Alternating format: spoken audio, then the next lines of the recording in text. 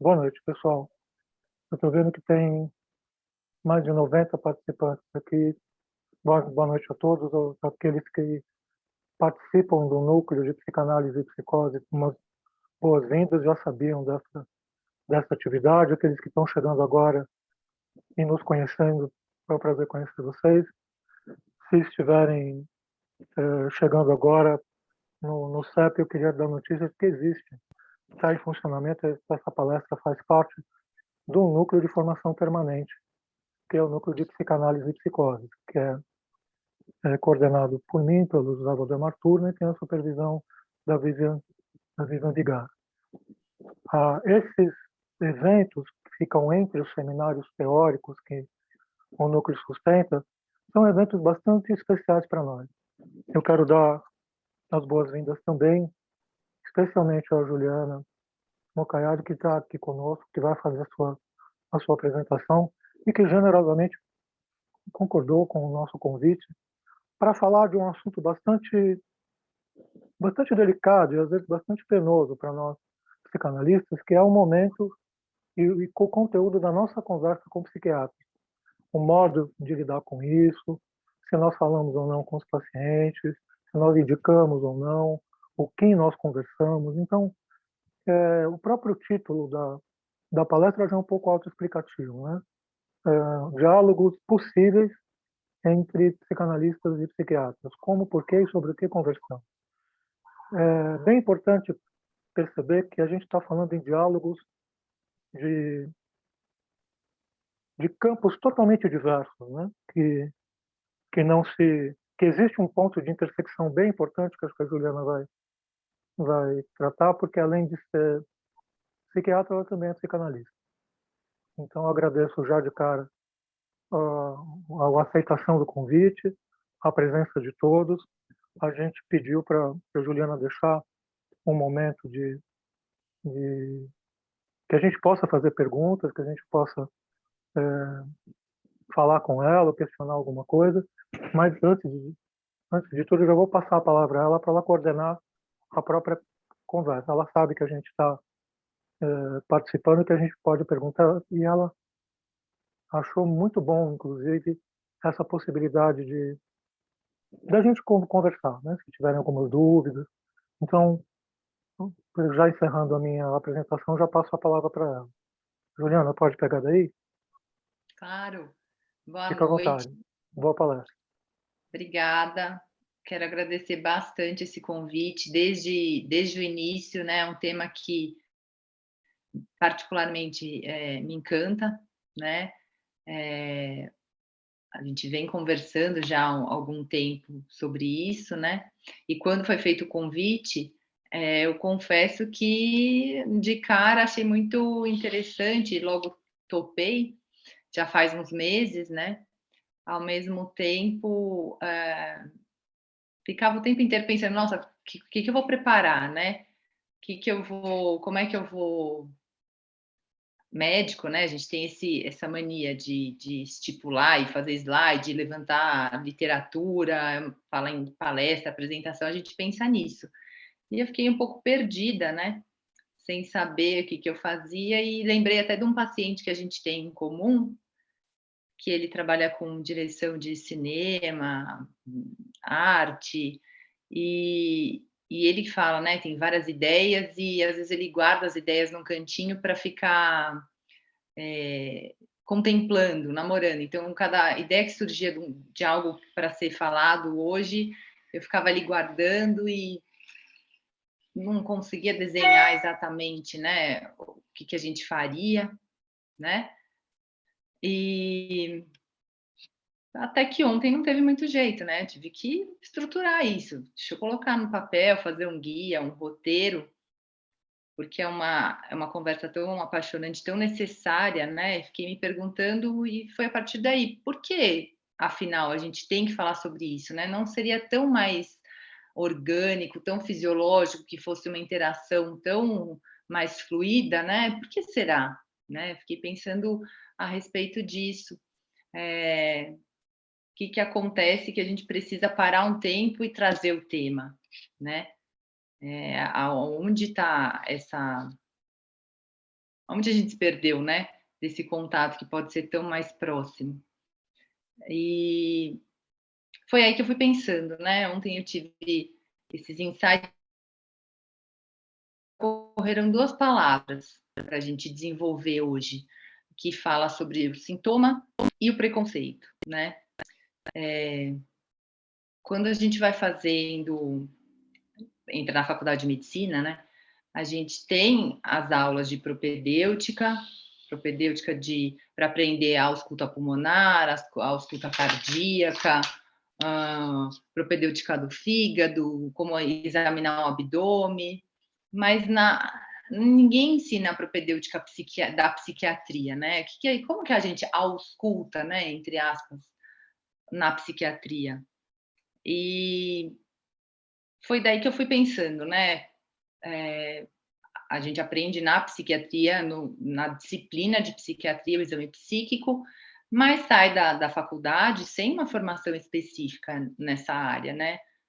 Conhecendo muito pouco, para falar a verdade, né? Algumas pessoas têm um pouquinho mais de vocação e ficam mais familiarizadas, acabam entendendo um pouco melhor, mas o fato é que até os próprios médicos saem da faculdade sem saber psiquiatria direito, sem conhecer, sem estar familiarizado, né? Afinal, do que a gente cuida? Claro, a gente sabe o nome das doenças, né? Talvez tenha uma vaga ideia dos sintomas de cada uma delas, na formação geral, né, na medicina.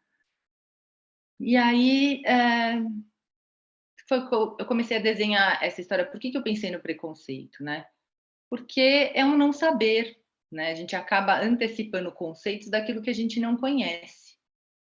E o que eu sempre comento, né, com os pacientes, a gente não conhece, é desconhecido e assusta ao mesmo tempo, porque a gente trata de comportamentos, né, e esse é um ponto.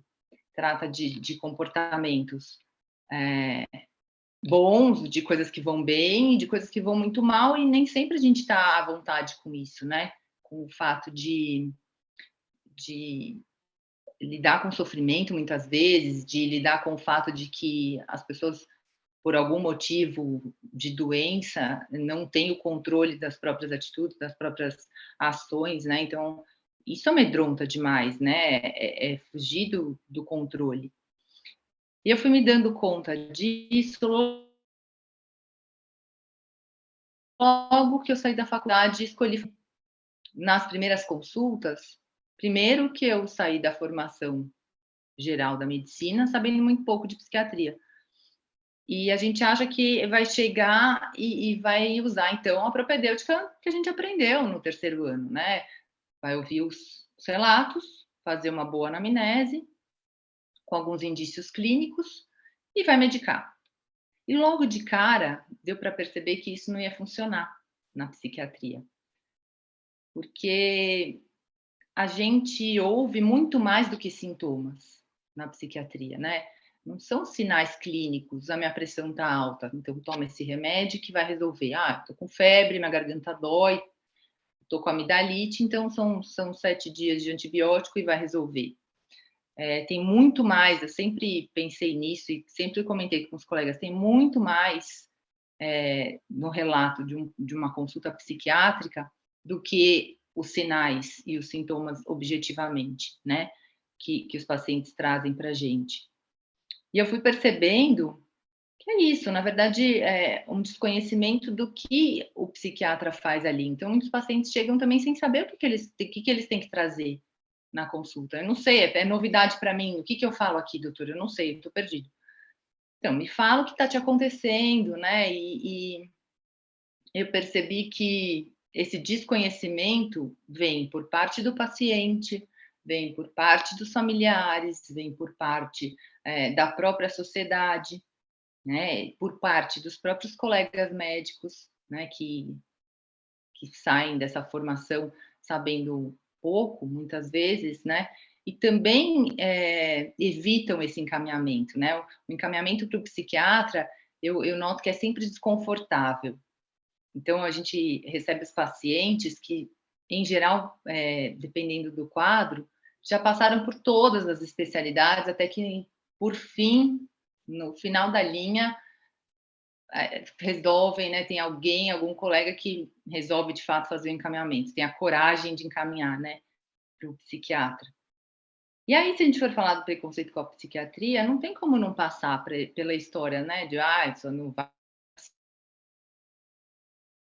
psiquiatra, só louco. O que é louco, né? Tem o estigma da loucura, né? Tem esse medo, né? Fora do controle das próprias atividades, desse controle, né? E isso assusta. E aí a gente vê que os pacientes chegam numa condição difícil, né? De um adoecimento em geral de muitos meses e a maioria até de anos, né? E com uma dificuldade grande para reconhecer todos esses sintomas, ouvindo muito ao longo do período, né? Imagina, não é nada, isso é besteira sua, é força de vontade, falta de força de vontade, é uma fraqueza, é momentâneo, é frescura, né? A falta do que fazer, ou é um problema de religião. Então, já existem várias barreiras até que o paciente se sinta confortável ali, né. Então, quando eu comecei a pensar no que a gente falaria aqui, na verdade eu pensei: "Poxa, eu acho que esse seminário acaba em 5 minutos", porque ainda com esse vício, né, médico, é assim, né, a gente coloca ali um checklist, os itens, em 5 minutos eu posso explicar quando é o momento de se encaminhar para a psiquiatria. Mas acho que não seria justo tendo tanto espaço para abordar essas circunstâncias que eu venho percebendo justamente no contato com os pacientes. Então, essa nossa conversa hoje é uma conversa que eu percebi que eu desenvolvi para todas as minhas consultas iniciais, quer dizer, eu não vejo como iniciar um tratamento psiquiátrico sem passar por essa acomodação, né, do que a gente vai fazer aqui?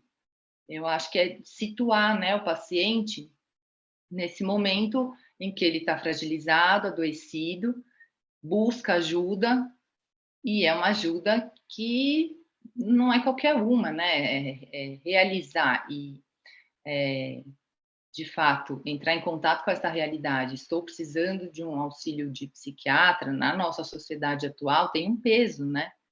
Então eu percebi que funcionaria melhor se eu pudesse fazer essa acomodação, né, ter essa conversa inicial apresentando, afinal, o que a gente está fazendo aqui, né? O que o psiquiatra vai olhar, né? Qual é a diferença? Por que uns são terapeutas, outros são psiquiatras, vocês fazem coisa diferente, vocês fazem a mesma coisa, quando eu procuro quem, né? E acho que começou a fazer muito sentido falar sobre isso e nomear algumas coisas, dar um lugar para essas circunstâncias, né, que cabem, porque se a gente for pensar bem, o que as pessoas vão relatar aqui nas nossas consultas, nas consultas psiquiátricas, são sentimentos de alegria, tristeza, ansiedade, medo, e isso todo mundo tem, todo mundo passa por isso. Né, então, por que ele está aqui na frente do psiquiatra e o pai, a mãe, a esposa, o marido, a vizinha não estão? Né? Por que de repente alguém passa uma receita de um remédio, remédio controlado, né? Não é qualquer remédio, é um remédio controlado. Pode ser que até seja tarja preta. Então, assim, as pessoas estão familiarizadas com a psiquiatria, às vezes, num viés que não é muito legal, né? Além de tudo, um estigma mesmo, né? Um peso de alguma coisa que vai separá-los da sociedade, né? Se a gente for pegar a história da psiquiatria, e eu não me ative a isso, porque acho que não, também não precisamos chegar tanto, mas é isso, né? A psiquiatria, é, acho que foi conhecida desde sempre por aquilo que segrega, né? Que separa do resto. Então, eu tenho algo muito diferente e por muitos anos da nossa história foram capazes de cercear essa liberdade e o convívio com todo mundo, com a sociedade. Então, isso gera uma questão, né? Por que eu devo tratar? Quando? Né? Por que me faz diferente dos outros? Uma vez, logo no início, eu estava atendendo no hospital psiquiátrico e acho que foi uma das situações mais difíceis, mas também uma das que mais me fez parar para pensar a respeito disso tudo que a gente está conversando. Estava atendendo um paciente psicótico, delirante, que tinha alucinações auditivas, e num momento ali do quadro que ele vinha melhorando, numa das consultas ele me perguntou: escuta, doutora, por que eu tenho que tomar remédio? Eu escuto vozes e o Chico Xavier não precisa tomar remédio.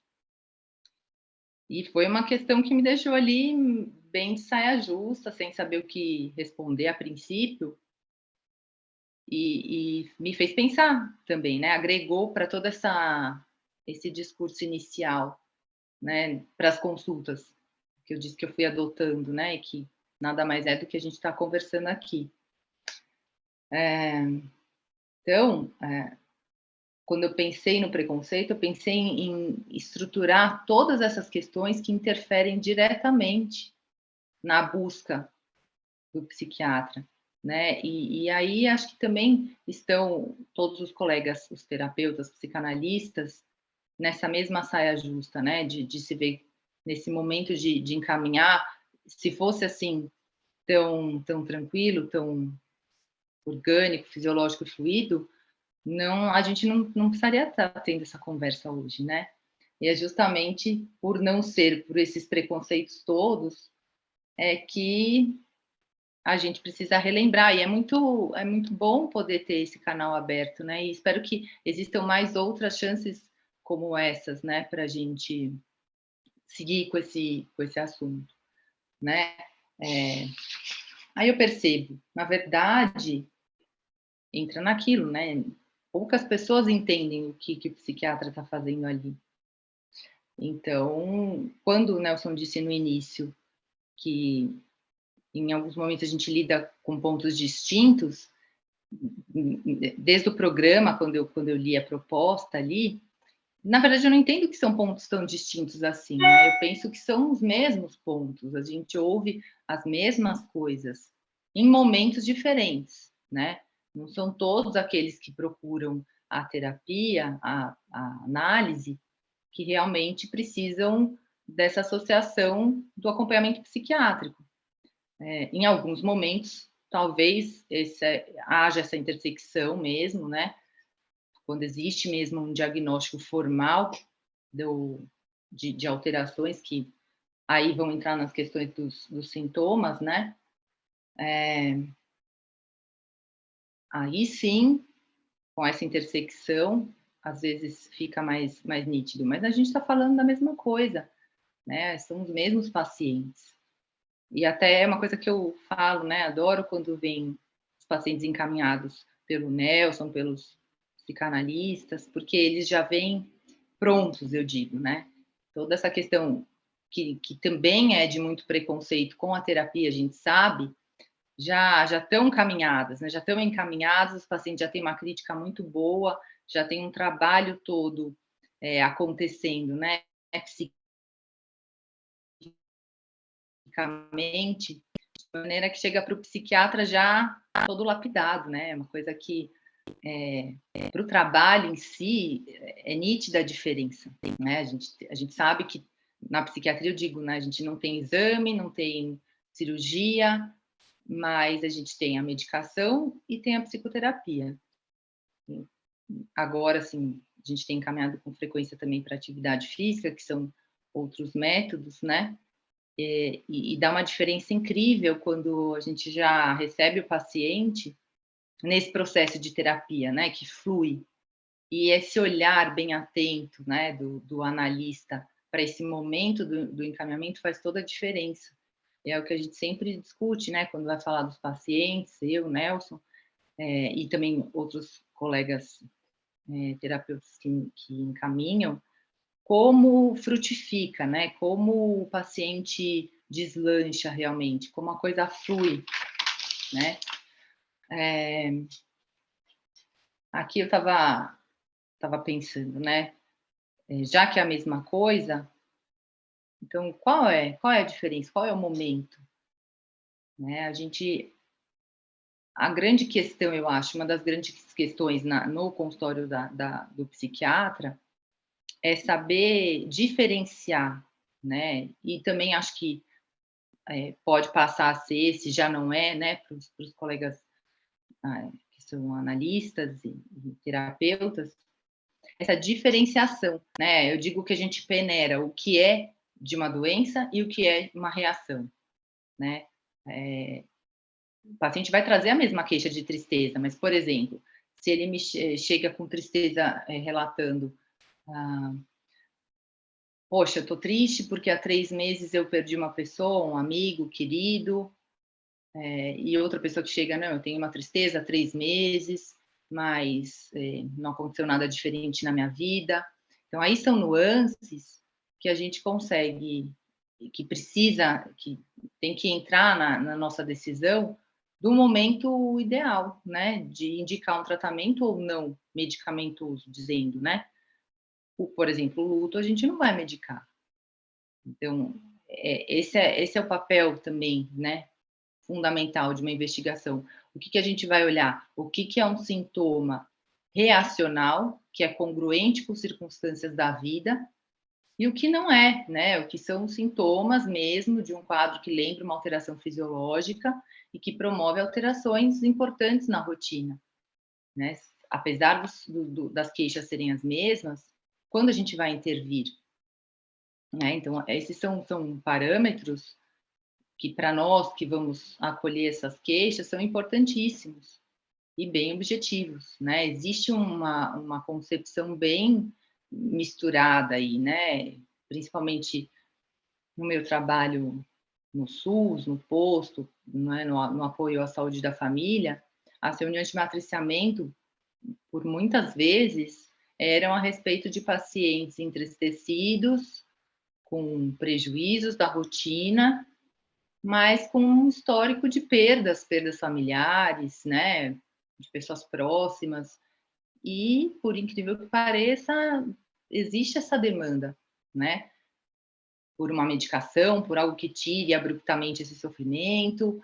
E, veja, por diversas vezes a gente se via ali na equipe de saúde da família, com a equipe de saúde da família, precisando fazer essa diferenciação. Veja, então, o luto faz parte de um processo, né? Tem um tempo aí de elaboração dessa perda, né? Que vai envolver tristeza, eventualmente uma falta do apetite, alterações de sono, mas não é um medicamento que vai resolver isso, né? Uma briga, uma separação, não tem como a gente atribuir, né? E imaginar que um medicamento pode abreviar essa questão, né? Então, aí entram as os tópicos objetivos que eu tinha dito, né? Bom, o seminário pode acabar em 5 minutos, né?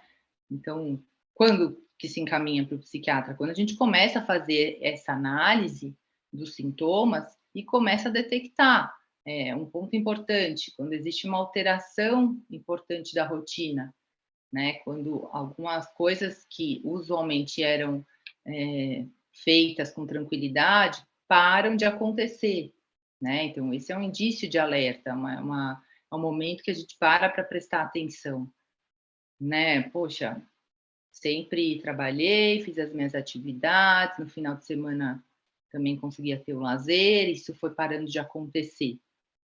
Chama atenção, é um dos pontos. Outra questão muito objetiva é quando o paciente começa a trazer queixas a respeito do sono, do apetite, e que são parâmetros fisiológicos que passam a ficar continuamente alterados, né? Eu não coloquei aqui e nem não tive a intenção de colocar um checklist dos sintomas, porque para essas alterações a gente tem os guias de diagnósticos, manuais diagnósticos, né? Código Internacional das Doenças, o DSM, que é mais utilizado nos Estados Unidos, E acho que esses tópicos, esses itens ficam bem claros ali para a gente pesquisar, mas, ali na nossa prática, no dia a dia, o que vale é perceber a coexistência dessas alterações fisiológicas e de um impedimento para o prosseguimento das atividades da rotina. Então, acho que se a gente pensasse objetivamente a respeito do tema, esse é o momento, né? Quando fica claro na terapia, na análise, que existe alterações dessa magnitude e, fundamentalmente, sem um fator desencadeante muito claro, né? São aqueles quadros insidiosos, ou às vezes até começam de uma maneira mais intensa, mais abrupta, mas que vão desenvolvendo uma série de limitações, né? Além das fisiológicas, das atividades, essa falta de energia, né? E aí a gente fala predominantemente do quadro de humor, o quadro depressivo, que é o que a gente consegue ter mais acesso, né? Os pacientes procuram muito mais, nos casos mais graves, acabam até chegando, né, para o acompanhamento psiquiátrico, mas às vezes por outras vias, né? Já depois de uma intervenção maior, uma internação, alguma coisa assim. Então, se a gente pudesse responder objetivamente ao tema, eu penso que seria assim, né, com limitações das atividades da rotina e interferências nesses padrões fisiológicos, das funções fisiológicas, como sono, apetite, energia.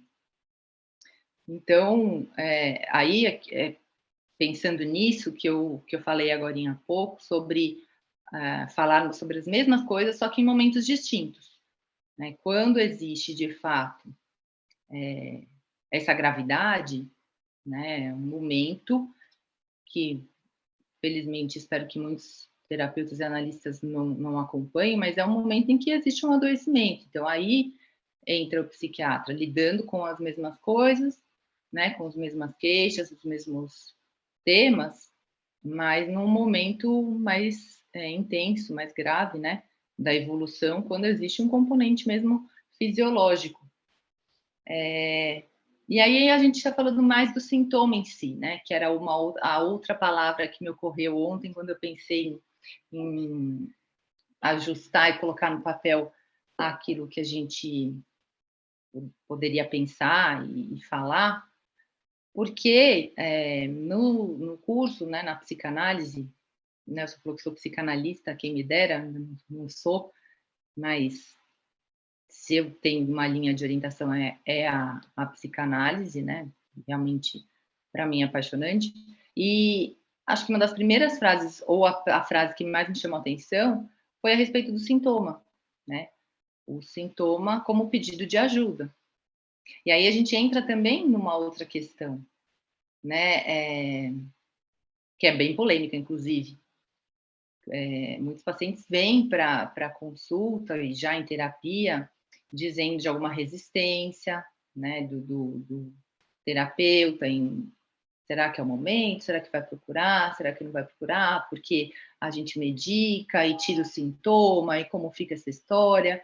E de fato, né, o sintoma da psicanálise ele não é para ser extinto simples, né? Ele é o pedido em si, o pedido de ajuda. Assim como eu entendo também que o sintoma, fisiologicamente falando, é para nós na psiquiatria esse mesmo anúncio. Existe ali um conflito, porém é algo acrescido de uma alteração fisiológica que precisa de um tratamento. Então, quando a gente detecta essas alterações, que eu estava repetindo tanto, né, das funções fisiológicas, não é o acaso, né? Hoje a gente tem modelos que explicam alterações em neurotransmissores mesmo, né? Que são responsáveis por essas alterações de humor, essas alterações no pensamento, da senso-percepção. Então, o intuito da medicação é promover a saúde para esse cérebro e esses neurotransmissores, para que aí sim, uma vez saudáveis, né, com um funcionamento habitual, a terapia possa frutificar, né? Então, Quando eu digo que é ótimo receber os pacientes encaminhados de vocês, é justamente por isso, né, porque o que eu preciso fazer é um ajuste mínimo, que é do organismo mesmo, né, digo que é colocar o óleo nas engrenagens para deixar a coisa girar redondinha, né, e a terapia deslanchar, porque um paciente muito ansioso, um paciente com sintomas depressivos importantes, vão acabar na terapia naquela ruminação típica da ansiedade, né? Às vezes fica difícil diversificar o tema, as queixas são as mesmas, as repetições, né, a respeito de circunstâncias que vão além da capacidade dele de controlar, né? Essa é uma questão muito frequente nas consultas também. Os pacientes, depois que a gente faz toda uma orientação, passa a prescrição, o paciente vai no primeiro mês, deveria iniciar o remédio.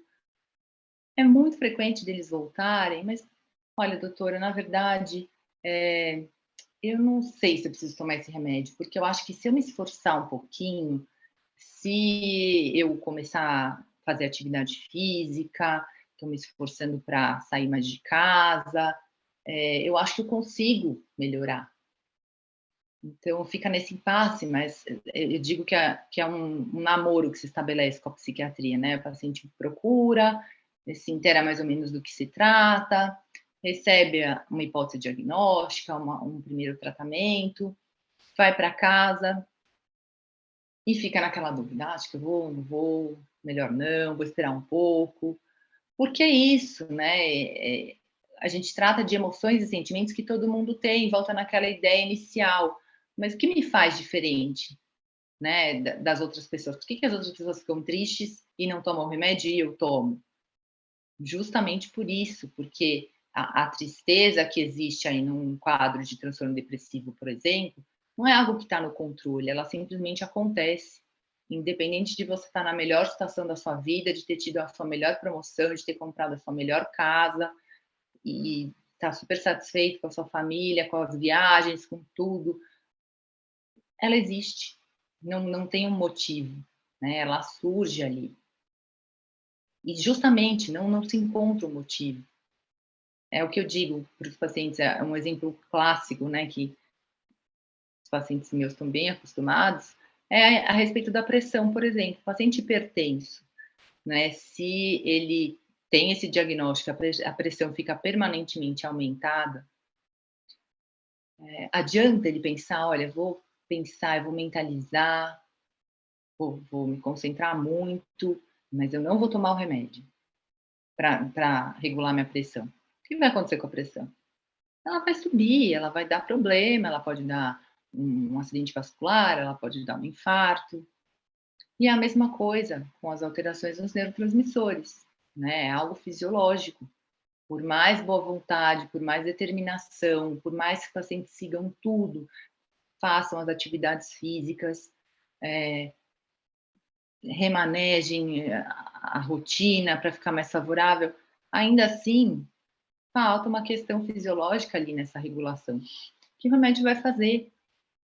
Tem o tempo para ação, tem todo um procedimento para a gente esperar, um passo a passo, cada organismo é de um jeito, a gente ainda tem muito pouco, né, de conhecimento a respeito de como cada organismo reage, por que para alguns pacientes o medicamento funciona e para outros não, e a gente tem que trocar. Existem uma série de variações, a farmacogenética hoje está bem avançada, investigações genéticas a respeito dessa diferença de metabolismos, é, pela apresentação de receptores de membrana, pela forma de metabolizar, pela forma de lidar com os catabólitos dessa metabolização, né? Por que, que uns têm mais efeitos adversos do que outros? Então, geneticamente, já se consegue mapear um pouco alguns genes, né, que dão essas diferenças de resposta.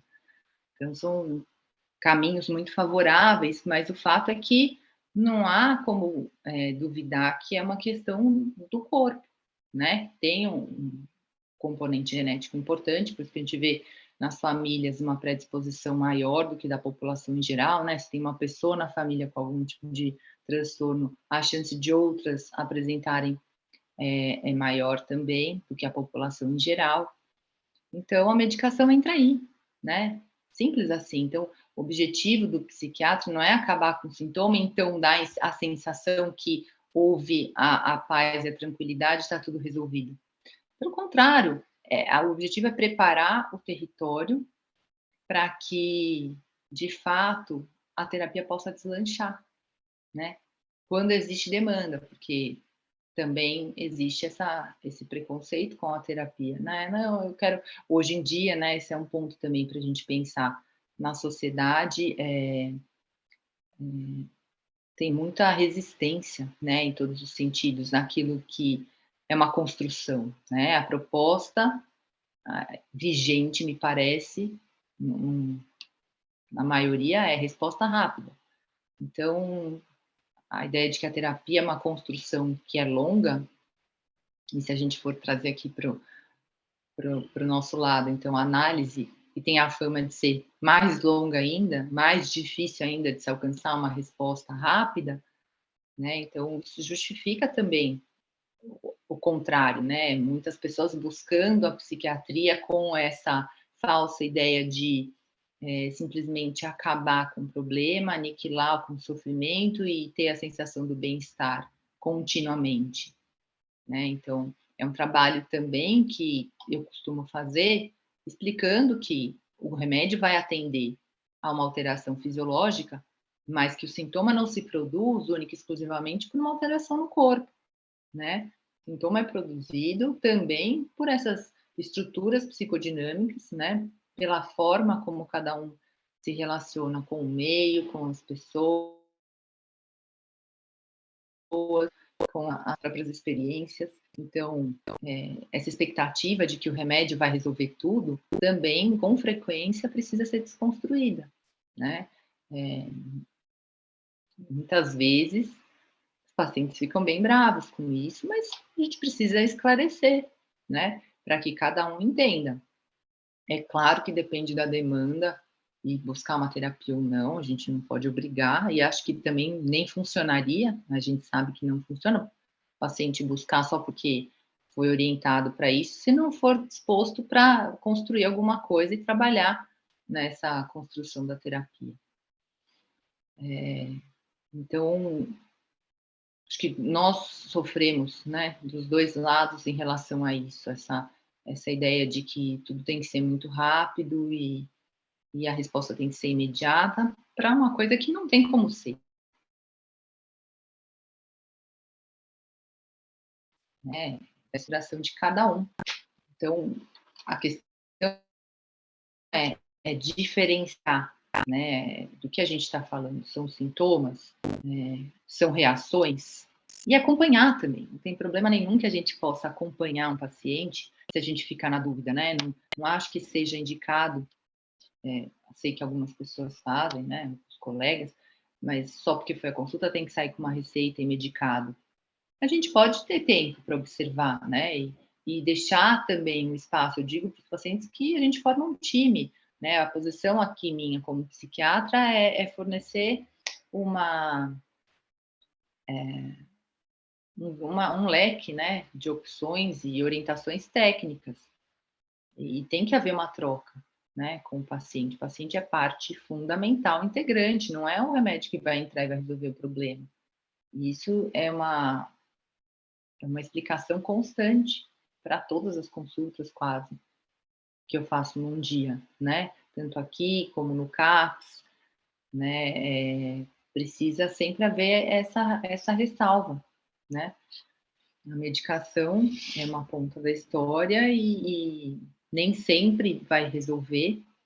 E falando no CAPS e nos adolescentes, não sei como vocês percebem isso, e acho até legal também que vocês me falem, agora, logo que a gente abrir para essa conversa, para essas discussões, o que eu venho notando, inclusive, né, lembro dos adolescentes e falando do preconceito também, é muito menos frequente, tem sido, me parece, muito menos frequente o preconceito dos adolescentes com a psiquiatria do que os adultos, né, trabalhando agora mais intensamente lá no CAPS, eu venho percebendo como existe uma demanda muito clara para os adolescentes, eles têm essas informações, eles conhecem muito rápido esses tipos de alterações e que podem ser um diagnóstico, e mesmo solicitando para os pais,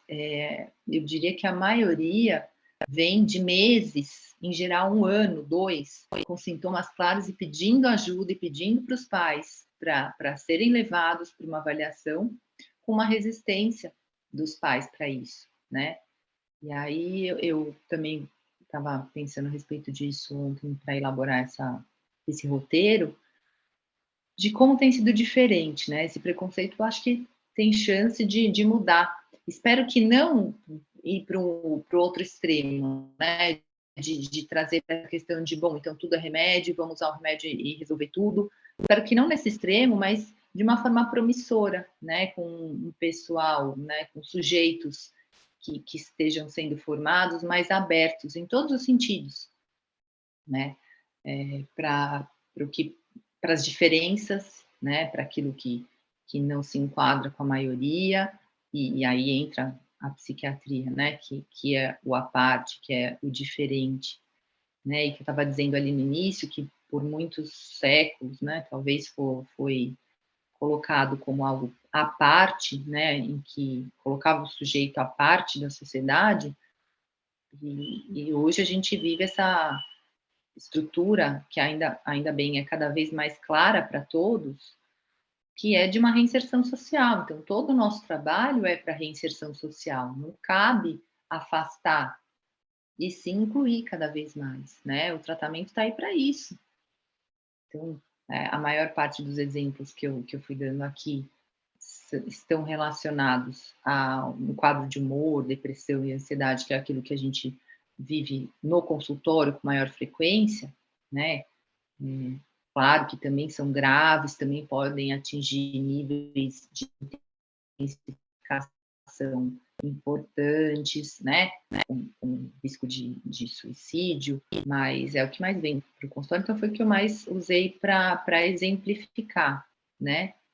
Mas todas essas outras questões, né, os transtornos que a gente cuida, são vistos com esse olhar da reinserção social e como existe uma resistência, né, da própria sociedade, dos próprios familiares, né, são conceitos que ficaram muito marcados, né, de que é possível, é viável, é indicado que fique à parte. Então, quando a gente propõe essa reinserção e fala que é terapêutico, vamos estruturar, vamos buscar, a gente tem no serviço social, né, vagas de trabalho que são diferenciadas para pacientes com diagnósticos psiquiátricos, todos nesse propósito, né, da inserção social, mesmo para diagnósticos que são um pouco mais difíceis da gente considerar, né, no quadro das psicoses, da esquizofrenia, ou mesmo transtorno bipolar, que evolui com quadros mais graves. Esse tem seu lugar, né? Tem que ter esse olhar. E é totalmente possível que aconteça. A medicação está aí para isso, né? Para estruturar essa questão e não inviabilizar o segmento da busca, né? Para a terapia. Então, acho que o principal é considerar que os pacientes precisam das duas coisas, né? Quando existe um transtorno, claro, quando existe esse prejuízo fisiológico, os dois são necessários. Para que o sintoma da análise possa aparecer claramente e ser bem elaborado, eu acho que funciona muito bem a gente ter esse critério de saúde fisiológica, né, e transformar e viabilizar, né, tirar aquilo que está em excesso, realmente, sensações intensas e que tiram o foco, né, do paciente para as questões dinâmicas. Então, acho que, considerando aí, tá vindo umas mensagens aqui, deixa eu ver.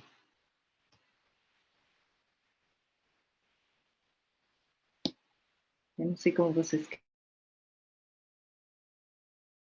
querem, se eu vou lendo aqui a pergunta e respondendo na hora, ou se a gente vê isso para o final, mas surgiu aqui uma solicitação para falar como eu tenho percebido as dependências aos sedativos hipnóticos nos casos de depressão e ansiedade.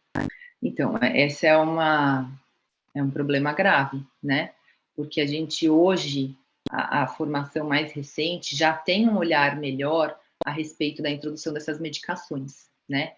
Mas a gente ainda recebe uma herança, uma transição de um uso maciço de benzodiazepínicos, né? Que são essas medicações que causam dependência, que têm o objetivo mesmo de diminuir as crises de ansiedade, induzirem o sono, e tem esse propósito, né? São medicações que acabam desenvolvendo no organismo uma tolerância, e justamente por essa tolerância, as doses que no início fazem efeito deixam de fazer efeito, fazendo com que o paciente busque cada vez doses mais altas, que é o princípio da dependência química. E a gente sabe que no início, ali, há décadas, eram medicações muito manejadas pelo clínico, porque se a gente fala em preconceito com a psiquiatria hoje, calculem como é que era, né, há 50, 60 anos atrás. Então, aqueles pacientes que iam com taquicardia, né, aquelas pacientes ansiosas, que procuravam um cardiologista, procuravam um clínico, foi a melhor maravilha do mundo, né? Então, eles pegavam a propaganda do laboratório, era uma medicação extremamente eficaz, principalmente no início, né? Então a gente eles não tinham dúvida, né? Introduziam mesmo e tinham uma tranquilidade, porque aí o paciente parava de se queixar. E a gente vem recebendo essa herança ainda, né? Eu vejo como uma situação muito difícil, que tem todo o potencial para mudar, porque os psiquiatras de formação mais recente já têm esse olhar muito mais amigável a deixar essas medicações restritas a situações pontuais e necessárias. São medicações excelentes para uma crise de ansiedade, né, uma situação aguda, né, de necessidade importante, agem super bem, mas o uso frequente cai na questão da dependência, que não são, não é o que a gente espera. Por quê? A gente sabe também que existem estudos que já falam a respeito de efeitos deletérios com o uso a longo prazo, e às vezes nem sempre precisa ser tão longo prazo assim, porque também depende da sensibilidade individual. Então, é algo que preocupa. Na psiquiatria atual, não é uma coisa que a gente indica, né? A gente costuma fugir, tem vários grupos, né, que a gente tem agora de psiquiatras, de colegas, e discussões de caso. Então, é consenso já recentemente que não é uma medicação que a gente prescreva assim logo de cara, né? Tem uso bem indicado. A gente consegue perceber, né? O ideal seria olhar o perfil do paciente, porque é, algumas raras exceções se beneficiam até, podem ter o manejo, porque a gente sabe que não tem uma estrutura a levar à dependência, a fazer um mau uso da medicação. Então, a gente procura evitar, né, com algumas exceções. Não é algo que hoje em dia na psiquiatria a gente gosta, não. A outra pergunta, sendo médica e psicanalista, quais são os prós e contras de se fazer análise com o próprio psiquiatra? É possível ouvir sem medicar? Nada, Marcela. É possível? Sabemos, né, Fernanda? Muitas vezes a gente ouve, sim, sem medicar, e ao mesmo tempo, acho que esse é um exemplo concreto do que eu estou falando, né? Que a medicação não recebe o foco central depois de um certo tempo, né? Uma vez estruturado o tratamento psiquiátrico, estabilizando o quadro de humor, a gente fica basicamente com a terapia, né? E aí, eu não sei, acho que vale a pena vocês darem o parecer de vocês também, né? Como pacientes, como terapeutas, como é que vocês veem isso? Vocês acham que funcionaria ou funciona fazer análise com o psiquiatra, que é o mesmo que medica? Isso é um ponto controverso, vamos ver o que surge. Acho que seria legal que vocês falassem sobre isso, né? Eu não sei como é que a gente quer fazer agora, se já podemos liberar para conversa, vocês que decidam da organização. Eu até tinha preparado alguns slides, mas eu acho que não são necessários, com alguns tópicos que eu já falei e repeti um pouco. E tem que confessar uma coisa, eu não estou vendo a tela de ninguém, nem eu mesma. Então, por isso que eu estou meio desconcentrada aqui. Não sei se foi alguma questão técnica ou é assim mesmo, mas está tudo preto aqui, não vejo o rosto de ninguém. O Nelson está acenando aqui. O que vocês acham, Daniela, Nelson?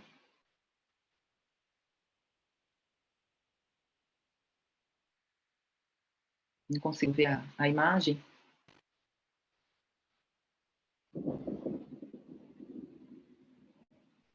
Querem abrir já para essa interação? Pronto, acho que consegue me ouvir, Juliana? Estou ouvindo. Tá Ah, então tudo tá. Eu preto, tive não um vejo problema. ninguém. É, talvez o pessoal da técnica consiga te ajudar aí, porque tem algumas configurações do Zoom que são estranhas mesmo. E eu perdi o sinal por um tempo, mas consegui voltar. Deixa eu te fazer uma pergunta, Juliana. Você falou da resistência à medicação, a resistência ao tratamento. É um problema que a gente passa mesmo quando a gente está precisando fazer uma indicação para um ajuste medicamentoso. Mas eu tenho uma outra curiosidade. E o pessoal que vai já encomendando medicação para o psiquiatra, que é uma outra coisa que a gente pega na clínica também. Pode falar um Então, pouco sobre isso? claro, eu acho que esse é um viés desse momento que a gente vive, né? Tá de mão dada com essa pressa para as respostas, né? É uma, eu não sei o que vocês vão dizer, mas para mim é lamentável e é uma construção difícil de fazer, porque hoje em dia todo mundo tem o Google, né? Infelizmente ou felizmente, não sei, fazer um mau uso, todo mundo pode fazer, né? É muito frequente, né? As pessoas já vêm com um checklist, né? Os adolescentes vêm com os critérios diagnósticos na ponta da língua, né? Eu fui aprender sobre pensamentos intrusivos na psiquiatria. Hoje os adolescentes sentam na minha frente e falam que tem tido assim, né? Então, eu acho que tem que ter o seu lugar, porque o que eu penso? Independente da forma como chega e com a solicitação pronta, existe aí um pedido de ajuda, né? E com o tempo, a gente vai perceber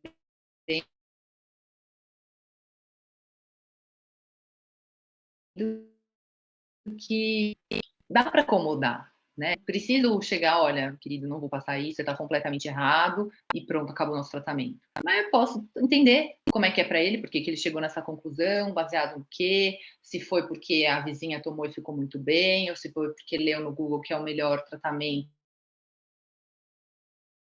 do mundo e que vai deixar tudo certo na vida dele. Então, assim, acho que é acomodar para entender qual é a fantasia que tem, né? Qual é a demanda final nesse pedido de ajuda? Às vezes a gente precisa, eu sempre falo, né, de peneirar e ver o que fica, né? Às vezes vem é a forma como ele consegue trazer, já nessa questão, talvez, até de não se colocar tanto como o paciente, né, que sofre. De repente, ele já chega com uma instrução do medicamento, ele talvez não se sinta tão mal, né, naquele contexto, né, de que o transtorno psiquiátrico é uma fraqueza. Então, se ele vem, não está tão bem, mas ele já traz toda a solução, quem sabe isso faz dele menos fraco? Não sei, né? Acho que vale a pena a gente investigar O que tem por trás? Eu ouço, acima de qualquer coisa, um pedido de ajuda. Lógico que dependendo do dia, do momento, não é super agradável, né? Que a gente receba uma primeira consulta de alguém que faz questão de tomar uma determinada medicação e acredita que é isso que vai resolver.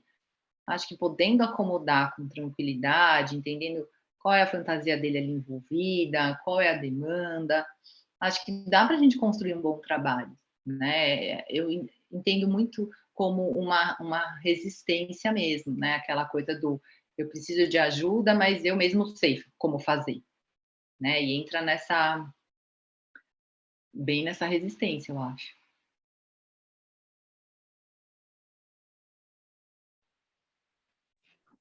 Eu vou complementar aqui a questão, só estou parando o carro para poder fazer a pergunta com um pouco mais de segurança. Mas existe também uma tradição das pessoas fazerem distinções entre as substâncias, né? Então, é muito difícil o pessoal entender que a gente usa substância o tempo inteiro. Cafeína, maracujá para acalmar.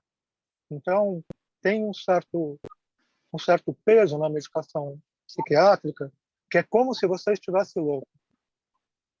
Então, as pessoas, às Pois vezes, é. não... Acontece, às vezes, as pessoas evitarem ir a uma consulta com um psiquiatra, mas ir, por exemplo, numa sessão de alucinógeno, de um Sim. culto que usa alucinógeno. É muito difícil, às vezes, a gente fala, bom, mas qual é o teu problema com a medicação psiquiátrica, já que você faz uso do Santo Daime e isso funciona para alguma coisa? Então, Então, é algo que eu acho que nem chega. Chega esse tipo de coisa nos consultórios dos psiquiatras? a gente sabe que chega, né, Nelson? É, Tem de tudo. é, E aí entra na questão do preconceito, né? Não sei o que você sim, acha dessa construção. Eu achei que funcionaria muito começar por aí, porque é o contexto da medicação psiquiátrica, é o tarja preta, né? Que tem uma conotação muito ruim, né? De um prejuízo importante da própria capacidade para julgamento. Então, de repente, você está inutilizado para a sociedade. Você faz um tratamento psiquiátrico, então ninguém mais leva em consideração o que você está falando. Isso é muito duro, isso é muito difícil, né? A gente vê muitos relatos graves de pacientes porque têm um diagnóstico psiquiátrico que são questionados em relação a queixas sérias, queixas importantes, né? De violência, de abuso, e que, bom, fica descaracterizado porque tem um diagnóstico psiquiátrico, né? E como não levar isso em consideração, né? E aí tem também, olha, bem lembrado, né?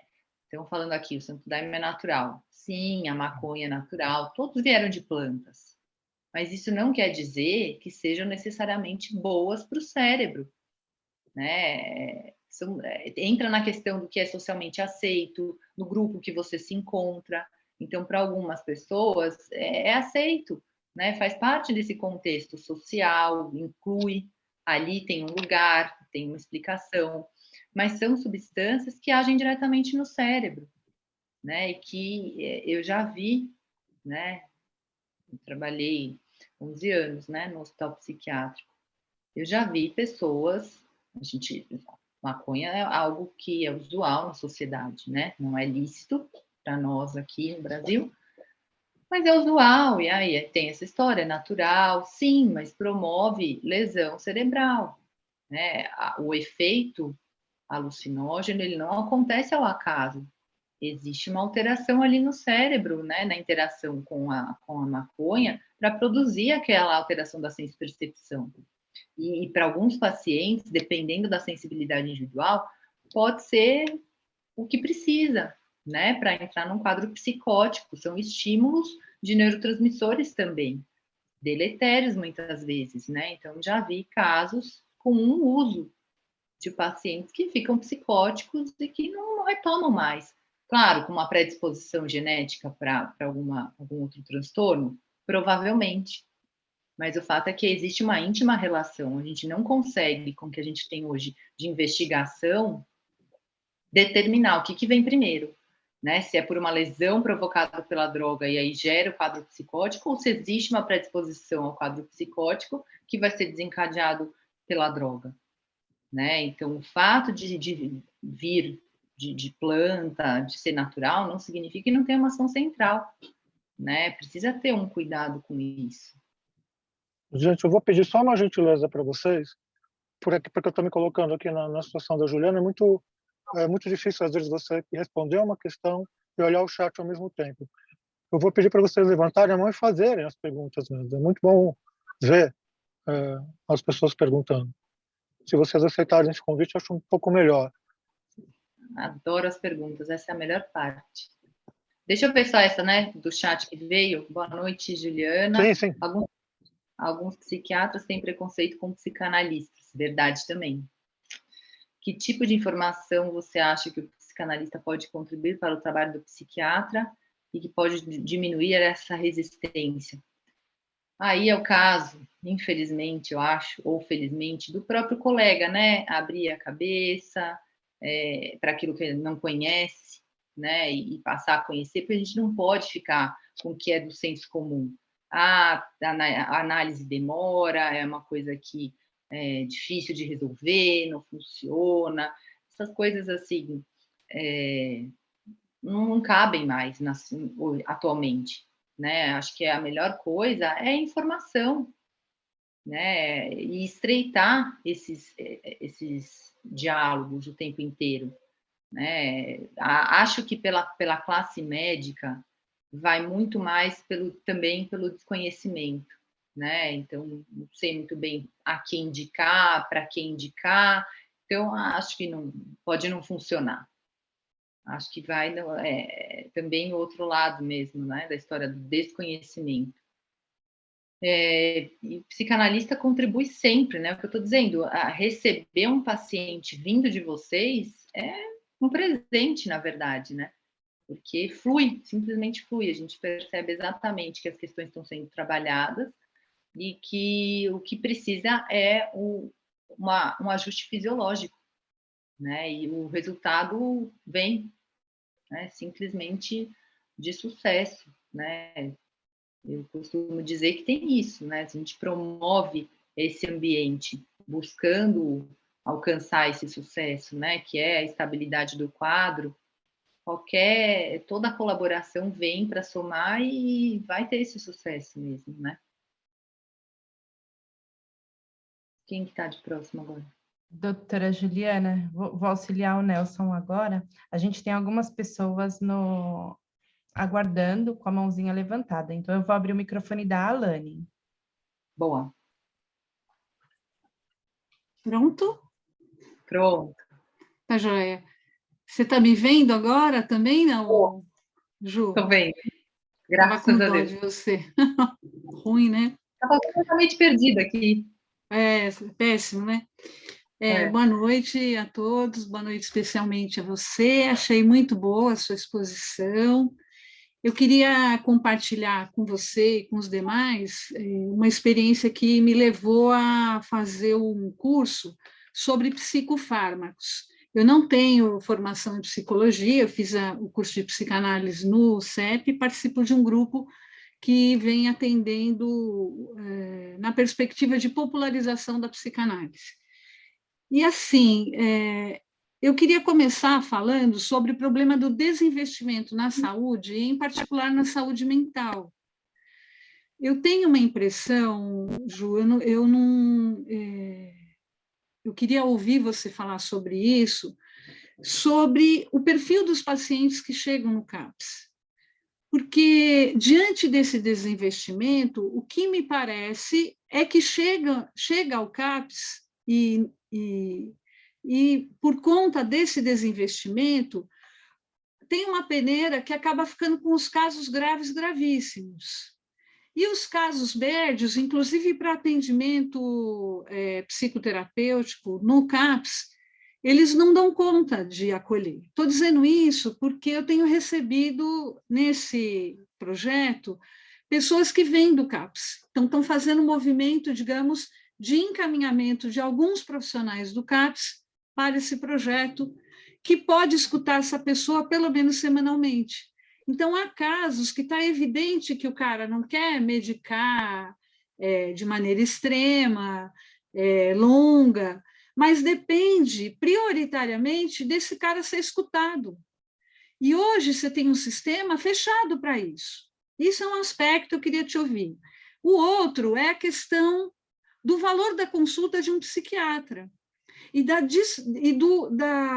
disponibilidade desse profissional também.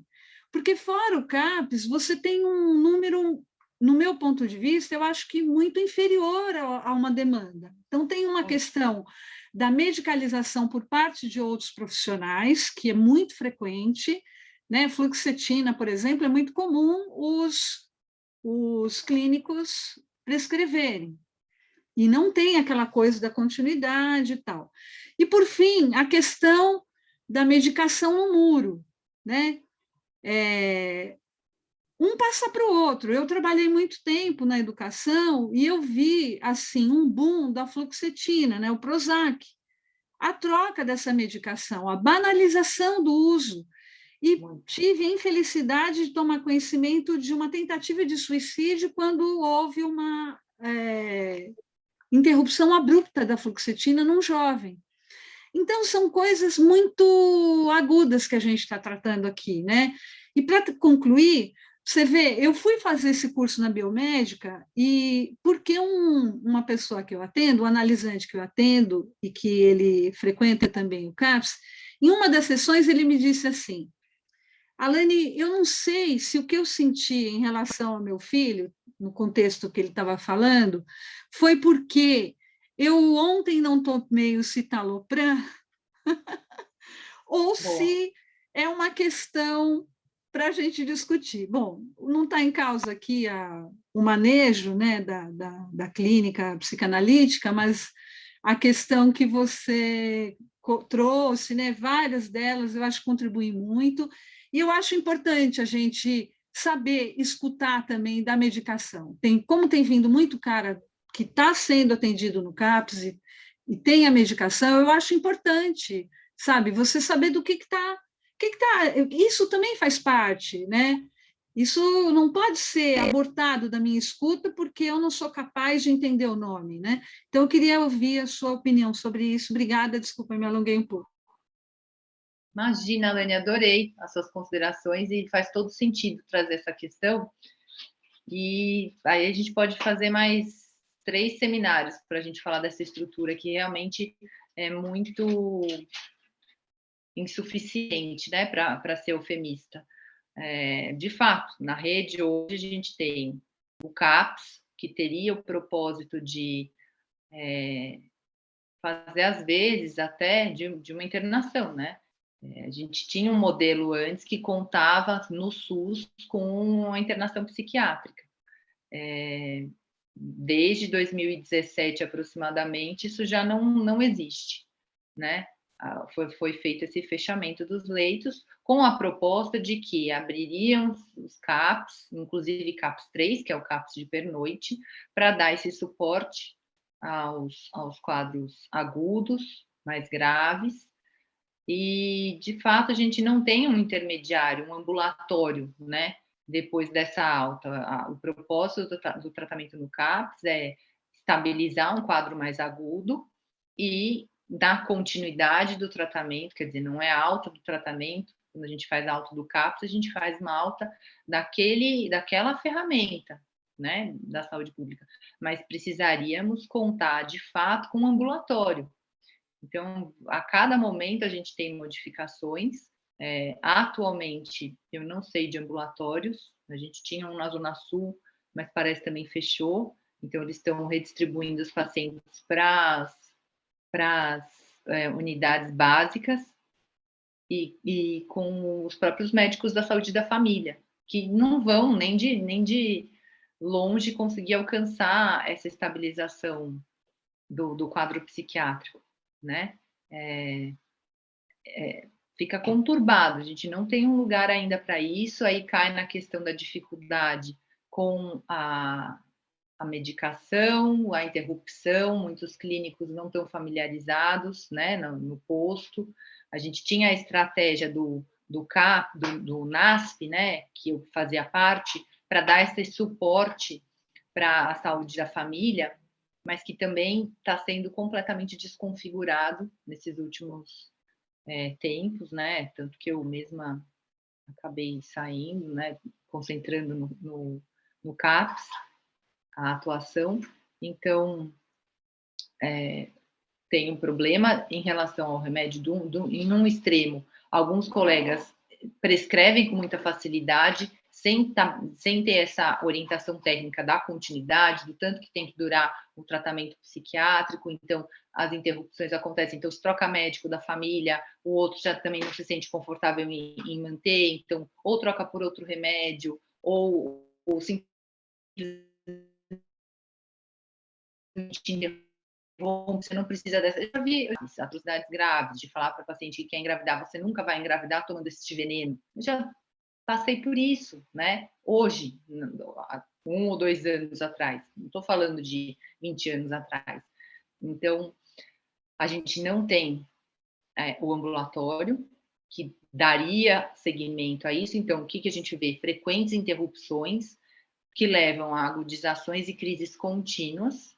Não temos mais o hospital psiquiátrico para dar retaguarda, porque uma crise psiquiátrica em torno de um mês, precisa de em torno de um mês para estabilizar bem. Então, a gente não tem esse tempo de permanência no CAPS 3, por exemplo, né? Geralmente são permanências curtas. O propósito do CAPS, para começar, é ser uma porta aberta, quer dizer, o CAPS não vai colocar o paciente ali quando ele não deseja estar ali. A gente sabe que isso é um problema para a psiquiatria, porque alguns quadros evoluem com essa gravidade tamanha que priva o paciente dessa capacidade para julgar, né, o que os coloca em risco, e esse é um critério de internação. Então, não dá para a gente esperar de um paciente psicótico, por exemplo, que ele peça a permanência no CAPS, sabendo que a porta aberta ele pode sair a qualquer momento.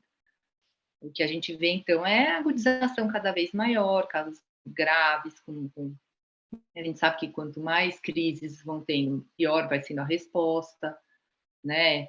Então, acho que existe, sem dúvida, esse problema na saúde mental pública, e aí entra na outra disparidade. Sim, as consultas psiquiátricas têm um valor que vem aumentando a cada dia por causa disso, a demanda é enorme, e a gente não tem horário, né?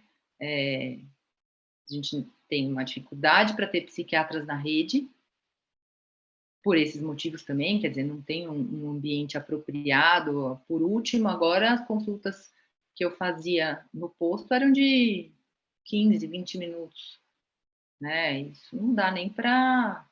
Claro, se é um paciente que já é meu paciente há 5 anos, talvez até contemple, mas uma primeira consulta é inviável, né?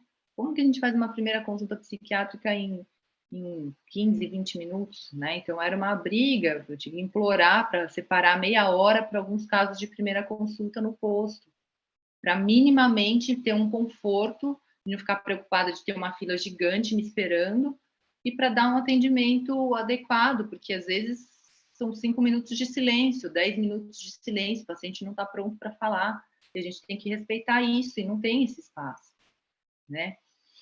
Então, é um assunto à parte, né? O descaso com a saúde mental, que é o retrato ainda desse preconceito gigantesco, né? A minha sensação é que, tirando o suporte de internação, é outro exemplo clássico meu, que ninguém mais aguenta ouvir, a gente não nega a UTI para cardiopata que infartou, nega. Existe essa possibilidade de falar, não, eu acho que você não precisa de UTI, vamos tratar aqui no consultório seu infarto, vai dar tudo certo.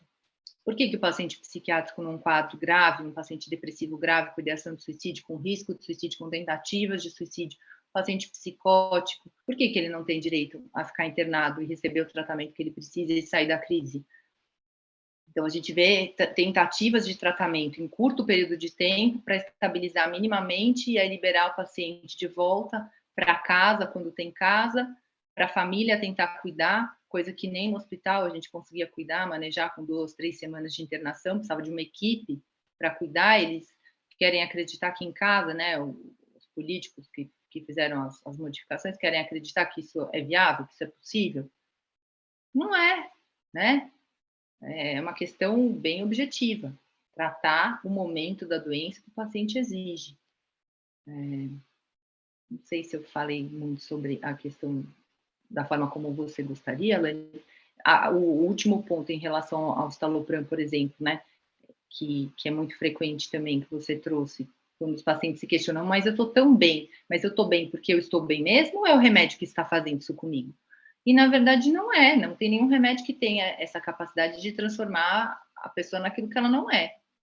Eu digo que o remédio consegue trazer de volta o melhor que a gente pode ser, né? Quando existe a indicação para o tratamento. Então, o remédio não vai mudar a personalidade, não vai sim propiciar uma priorização muito maior, né, um olhar muito mais objetivo para as questões que realmente importam naquele momento e fornecer ferramentas para que possa ser construído o caminho, né, para alcançar esses objetivos. Mas é bem frequente essa dúvida, né? Passada a resistência inicial de tomar o remédio, a hora que vem a resposta e que está tudo bem, vem essa segunda resistência. Mas será que eu estou assim por mim mesma? Ou será que é o remédio que está fazendo isso por mim? Não existe remédio que faça isso.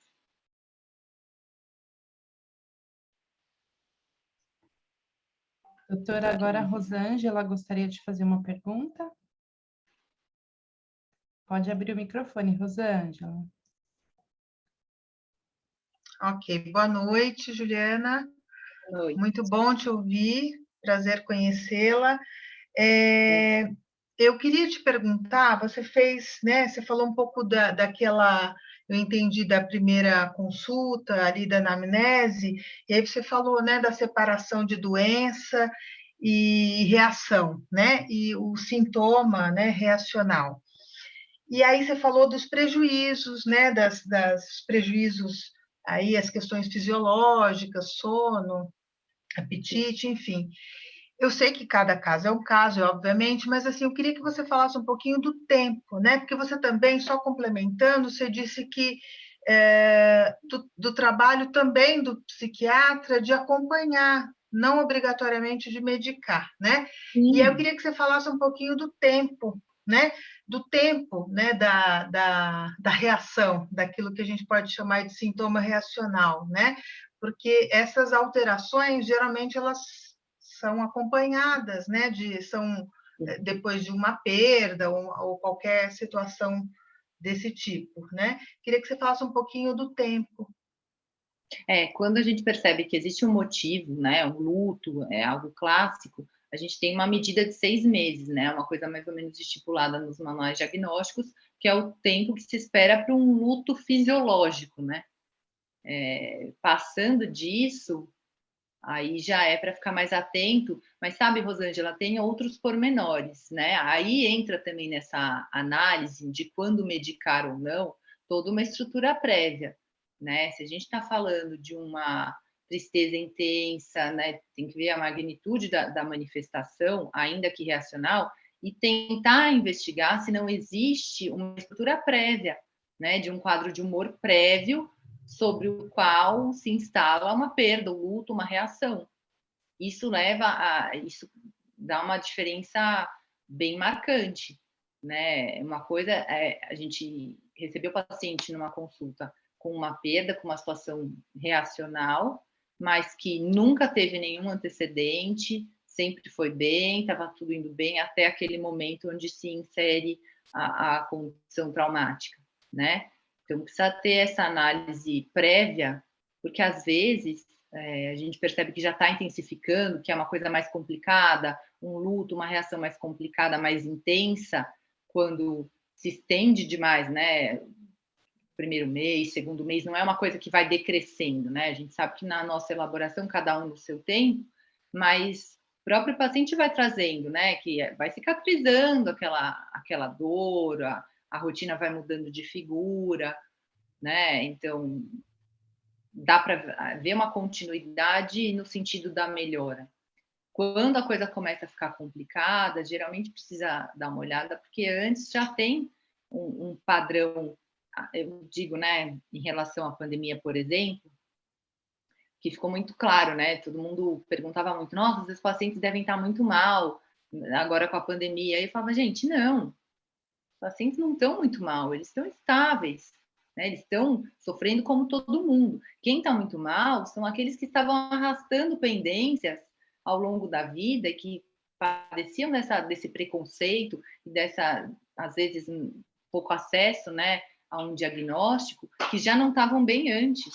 Então, esses pacientes, sim, sofreram muito, porque aí abriram um quadro de fato, num momento muito ruim, que estava tudo muito restrito, né? Então, a gente continuava trabalhando e atendendo, o posto não fechou, o CAPS não fechou, o consultório não fechou, quer dizer, acho que alguns colegas fecharam até no começo, mas fazer esse percurso que já é cheio de preconceito e de resistências num momento como aquele foi muito mais difícil. Então, foram os pacientes que já estavam em tratamento que sofreram muito. Pelo contrário, né? Muitos pacientes mais reservados, né? Que não são muito sociáveis, se beneficiaram muito, né? De terem destituído essa pressão social de comparecer, de estar em festa, de se reunir. Então, a hora que se viram sem essa pressão, por exemplo, deslancharam, né? Se relaxaram. Não devo mais satisfação a ninguém, tá todo mundo preso em casa mesmo e eu não sou diferente, estou bem, né? Então, acho que o tempo é relativo nesse aspecto. Tem uma data, um prazo limite para o luto, claramente. Para as outras situações reacionais, a gente vai usando esse padrão de melhora ao longo do período. Quer dizer, se de um mês para o outro, passando o tempo, não diminuiu de intensidade, o sofrimento está igual ou está pior, aí também já é um sinal de alerta, né? Às vezes tem uma estrutura ali e o estopim foi ali o problema, né, desencadeante, a perda, ou a perda do emprego, uma separação. Sim, eu ia te falar um outro ponto, mas você já esclareceu e falou antes, que tem a ver com as expectativas com relação às medicações, né?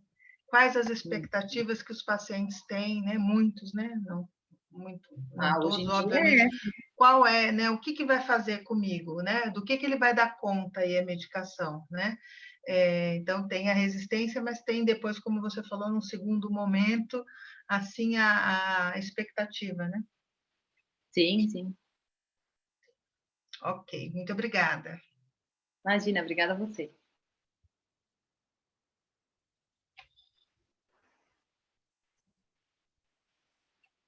Podemos seguir, doutora? Podemos.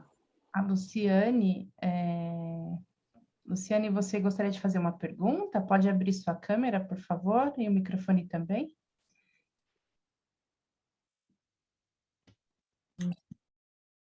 Oi, tá me ouvindo? Estou ouvindo. Ouvindo, sim, mas a gente não consegue te ver. Você pode abrir a câmera? Eu abro. Puxa.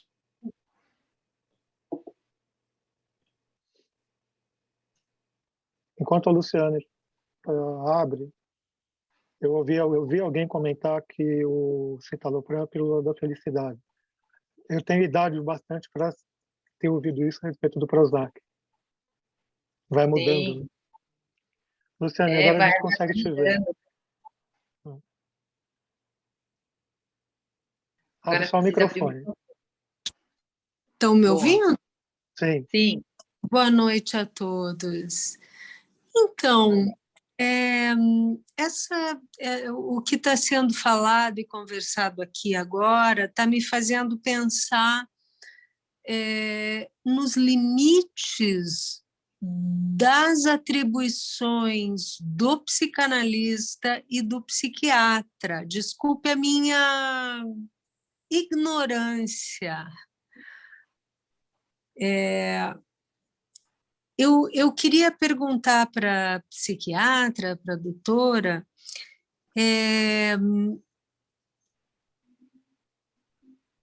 desculpe a minha ignorância, vocês chegam a ter alguma formação, por exemplo, nos conceitos freudianos? Doutora Juliana, né? É Sim. Juliana? Juliana.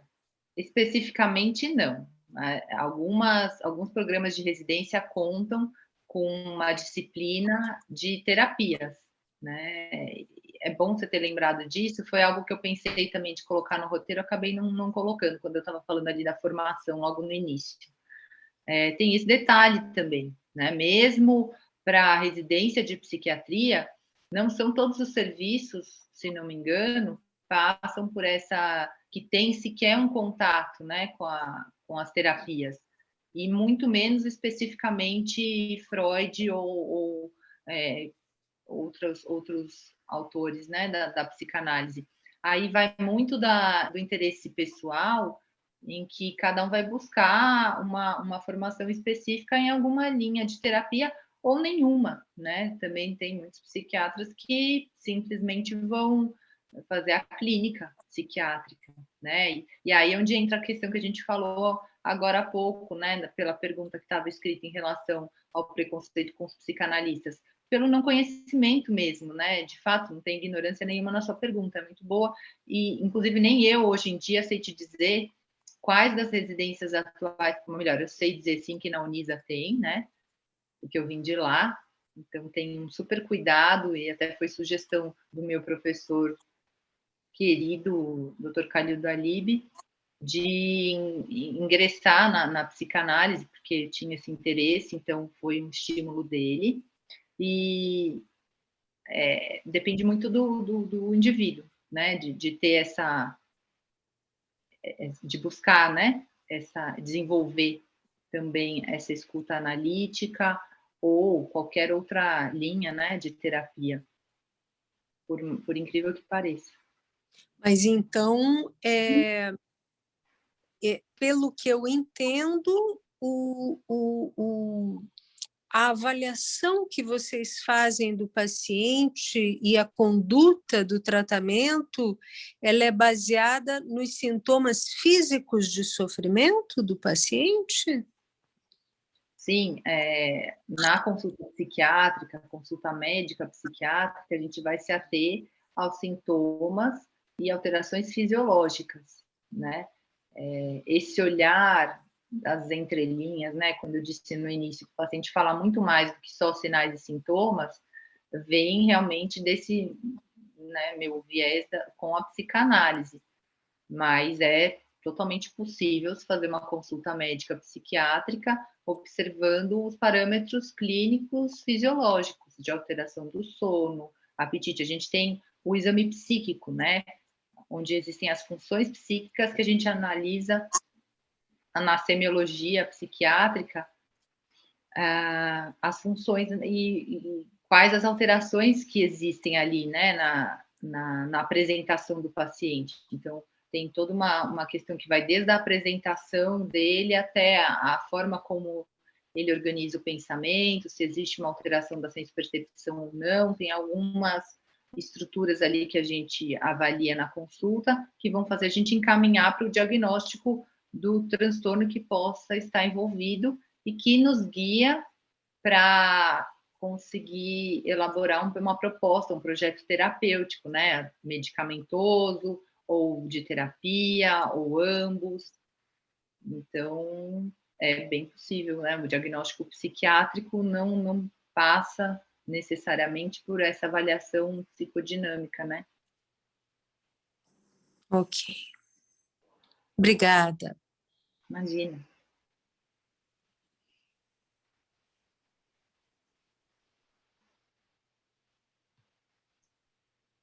Temos a pergunta da Carolina agora. Vou abrir o microfone, Carolina.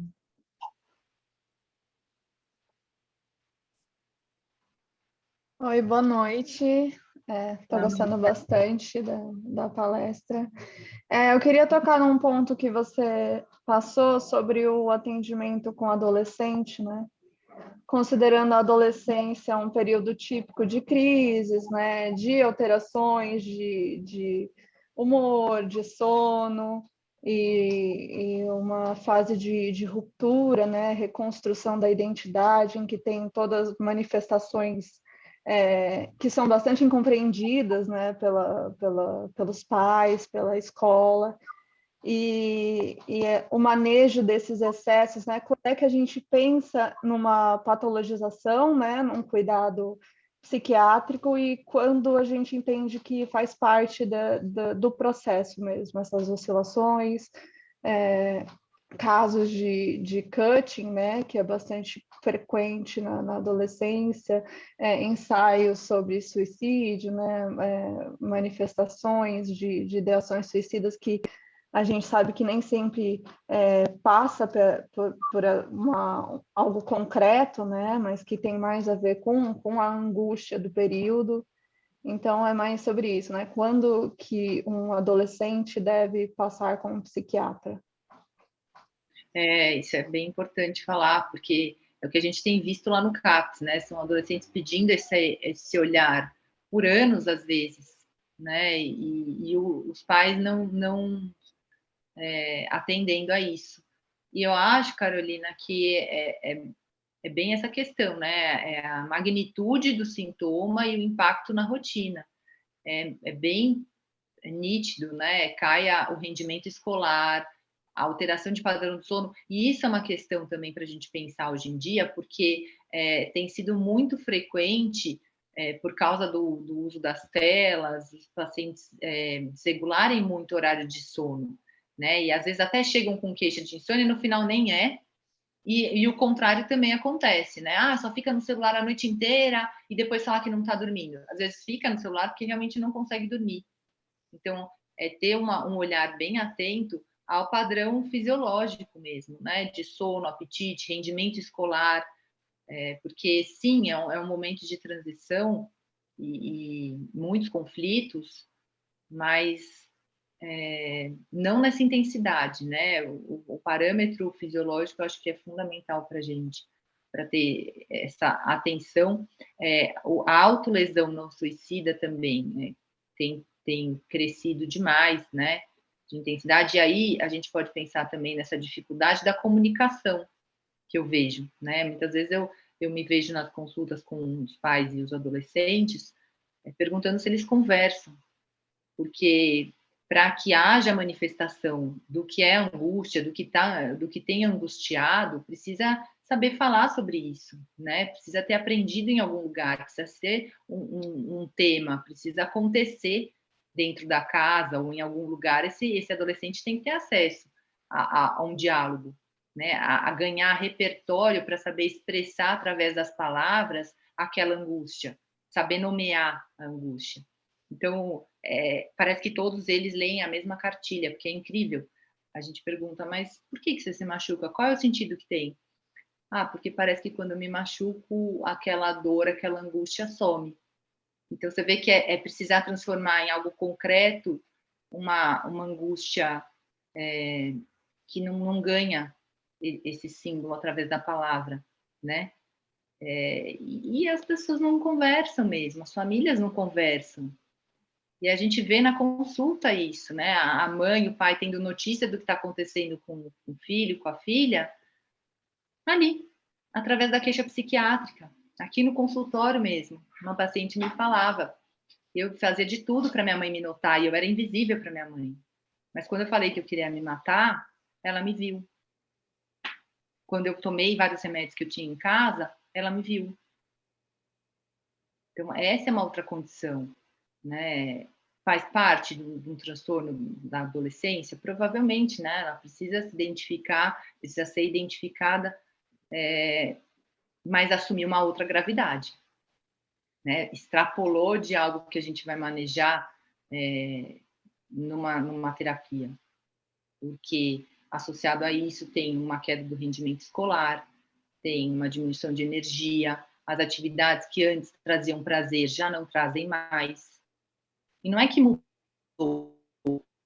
Antes eu gostava de dançar, agora eu gosto de andar de skate. Não tem energia. Simplesmente não tem nada além do básico, né? E essa é uma condição também para se prestar atenção, porque eu percebo que quanto melhor é a condição sociocultural, cognitiva, mais tempo demora para aparecer. Porque os pacientes vão se esticando, né? Vão dando jeito para manter o mínimo do básico a todo custo, né? Com muito desgaste, né? Usando aquela mínima energia que sobra para manter coisas básicas, o trabalho, a escola até onde dá, e você vê ali, olha lá para trás, já deixou de passear, já não tem mais graça o lazer, não encontra mais satisfação em nada, né? Se afastou das pessoas que costumava conviver e ficava e fazia bem, né? E já estamos numa evolução aí de algo fisiológico que se beneficiaria do tratamento, né? Bom.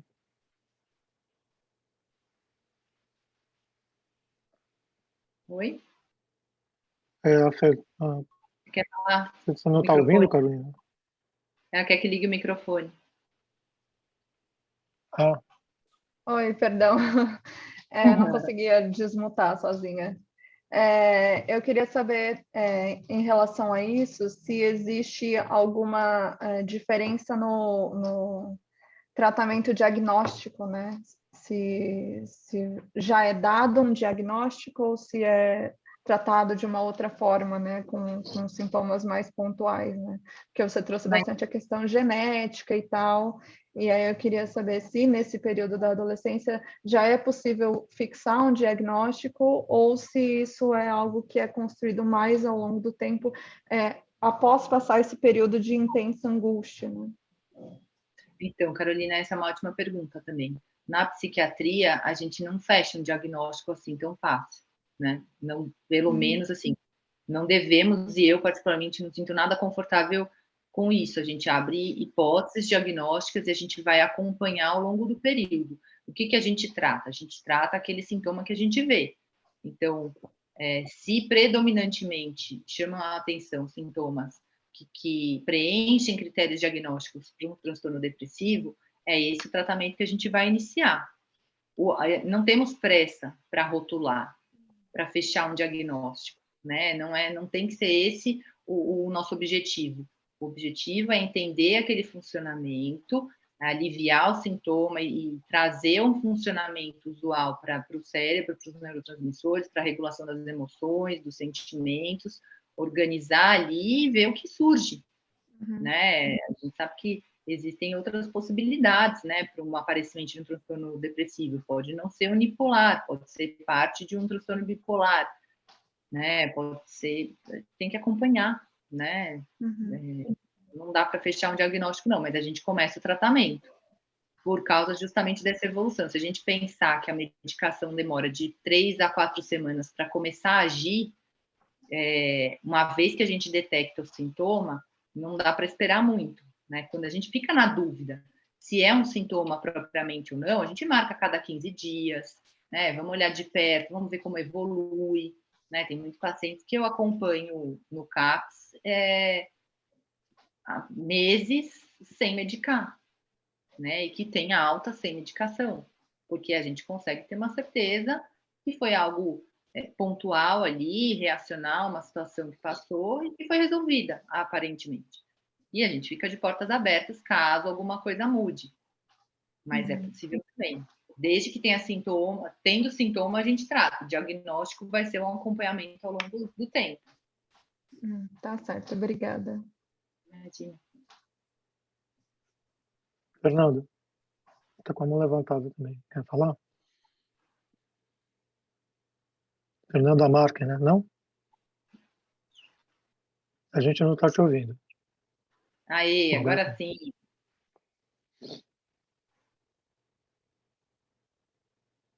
Pode Não. falar, Fernanda. Pode falar. Eu acho que o teu microfone não está ativado. Mas A a gente gente está te vendo falar, mas não ouve. não dá para ouvir. Agora. Não está dando para ouvir.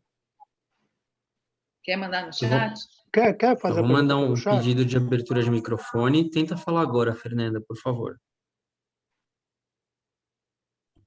Não. Eu acredito que o seu dispositivo de captação de áudio não esteja funcionando, tá? Eu vou te mandar uma Manda no mensagem no chat. chat. Ela deu Muito um bom. jeito ali, desculpa. Não, está dizendo que o microfone não está funcionando. Manda por escrito, manda no chat para a gente.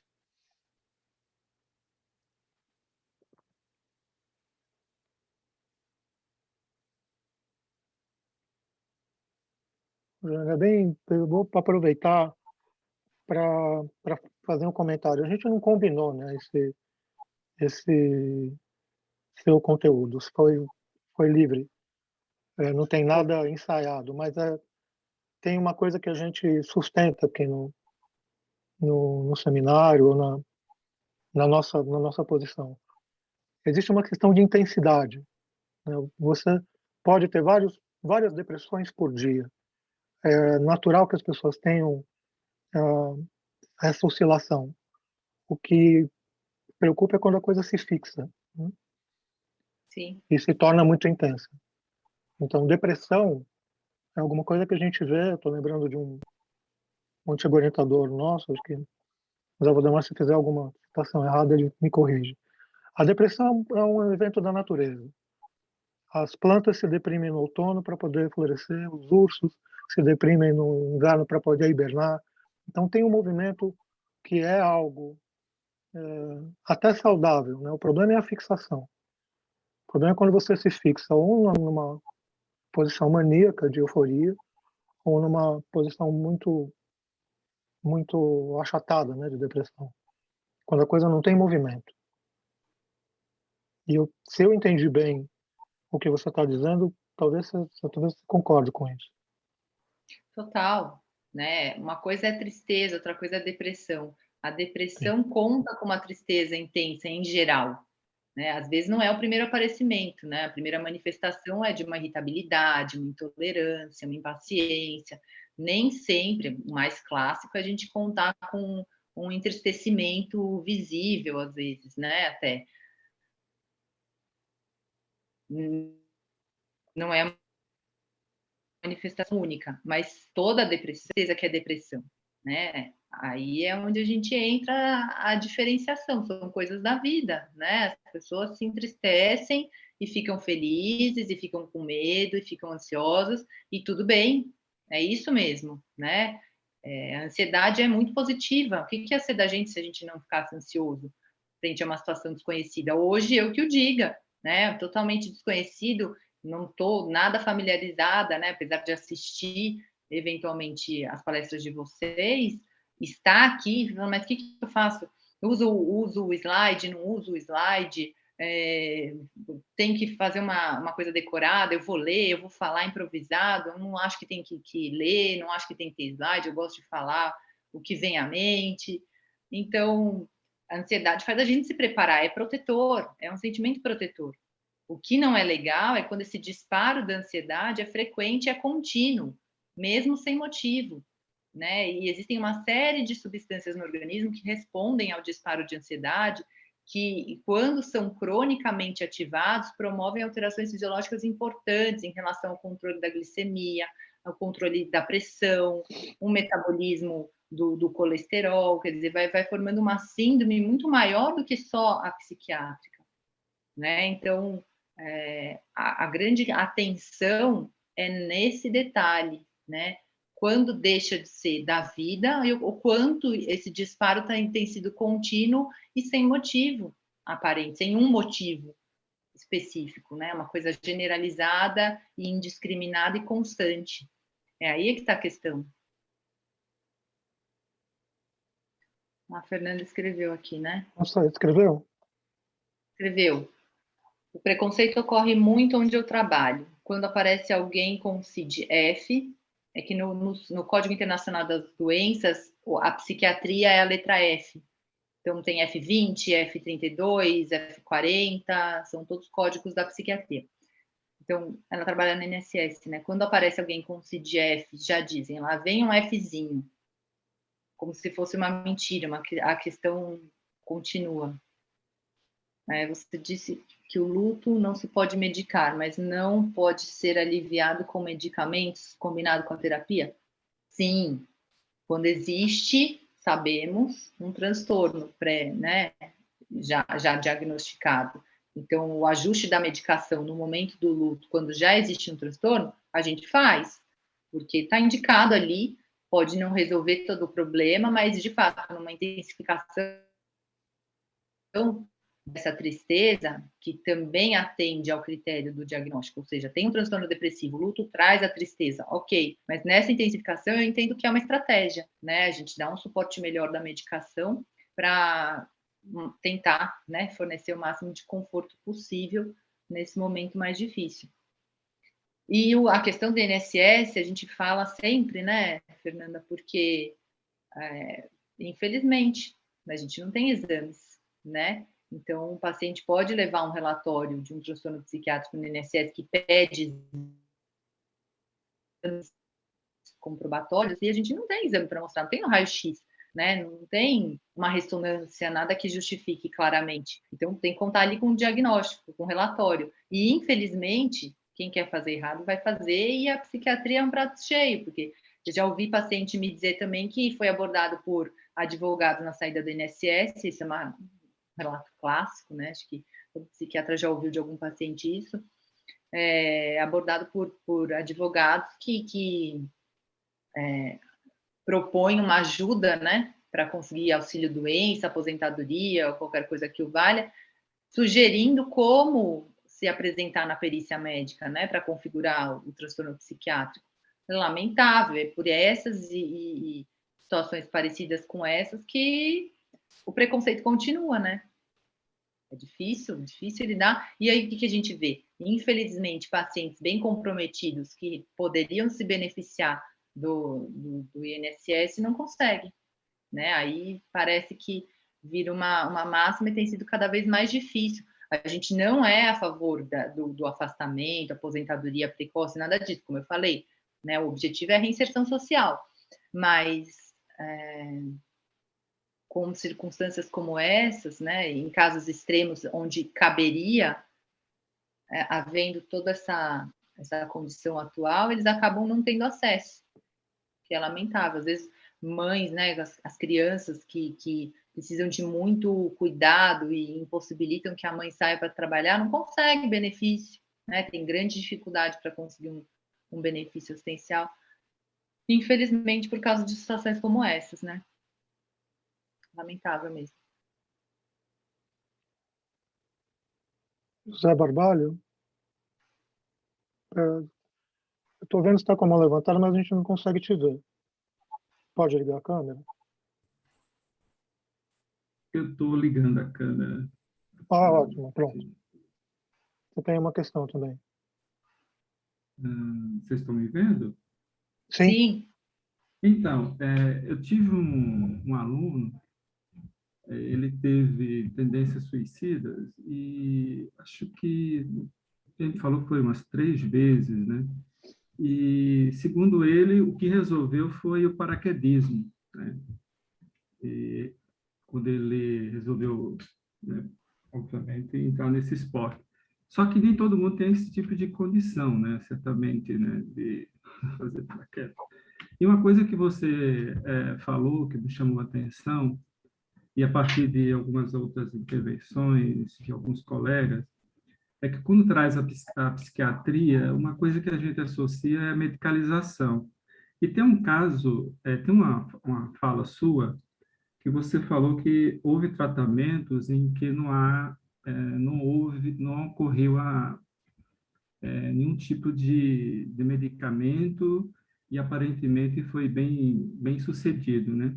Aí eu queria saber se no campo da psiquiatria há estudos ou se você se interessou em observar esses casos, né, em que o tratamento se deu aparentemente bem sucedido sem o uso do medicamento, né? Então, essa é a minha pergunta, né? Eu gostaria de saber de você se há esses estudos ou se você, né, se interessou, né, por esses casos, né, em que não houve, né, o uso de medicamento.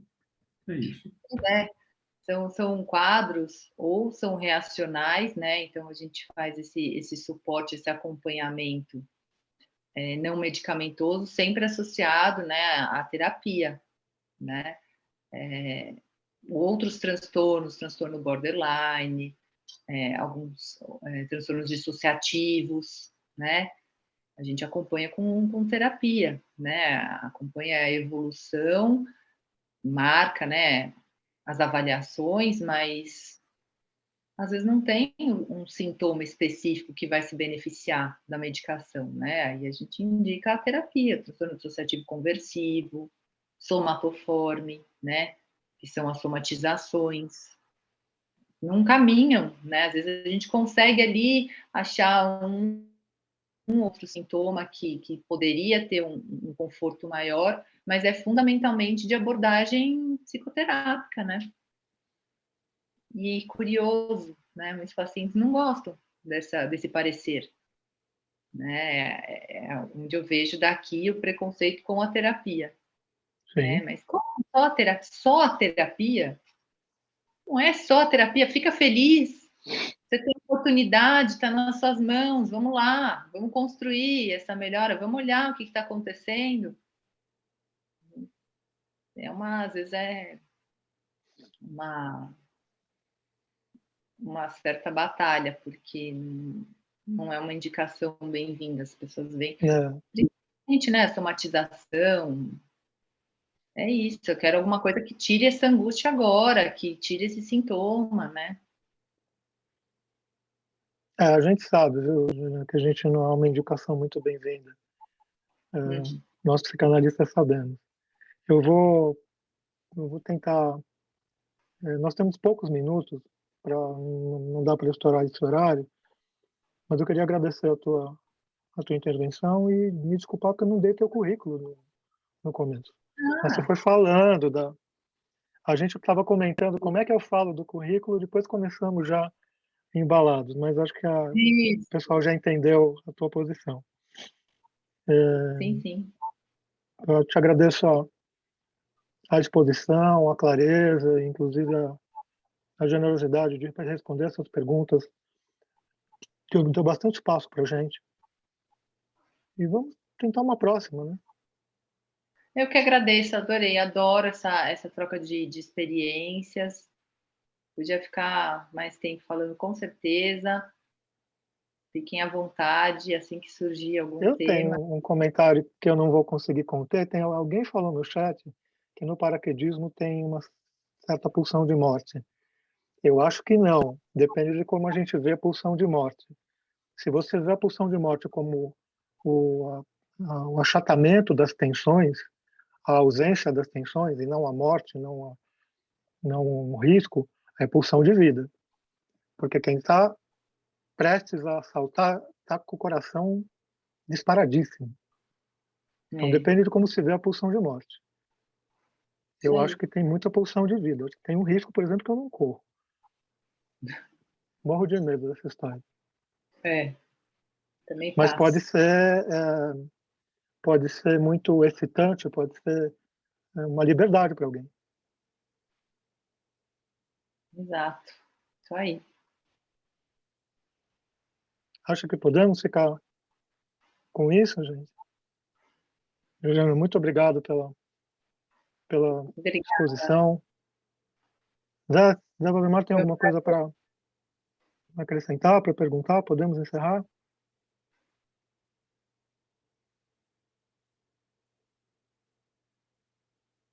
Não, acho que já deu. Já estamos perto do horário. Oi? Alô? Agora sim. Pois é, pronto. Bom, Ju, eu teria algumas questões, mas de fato deixei com que os colegas, privilegiei que de fato as questões dos colegas tivessem relevância nesse momento. Mas eu acho que a gente pode sim ter uma próxima rodada, que eu acho que tem questões bem um pouco mais profundas para a gente continuar debatendo aqui. Que eu acho que teve uma abertura fantástica. Agora a gente tem que poder continuar. Quero te agradecer em nome do núcleo. Muito importante para todos nós. Obrigada, foi um prazer enorme. Obrigado, Juliana. Obrigado a todos. Zé, Vivian, boa noite. Obrigada. Boa noite. Até uma próxima. Obrigada. Obrigada. Boa noite a todos. Obrigada, doutora. Obrigada, Ju. Obrigada. Dani, obrigado pelo apoio. Até. Até.